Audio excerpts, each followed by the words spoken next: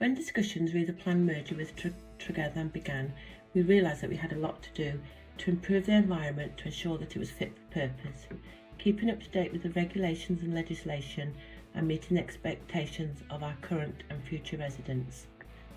We needed to create an environment that supports individual care and support needs, improve and promote well-being, offering a home-from-home experience, enabling residents to feel a sense of belonging. Over a period of around 10 weeks, with the help of local contractors, we've renovated 20 ensuite bedrooms, as well as communal corridors and lounges. We've upgraded the existing kitchen and dining room to follow the idea of making everything dementia-friendly, while ensuring the feel is as close as normal to home life. Hafan Waun isn't just a care home. It is her home. I just cannot praise them enough.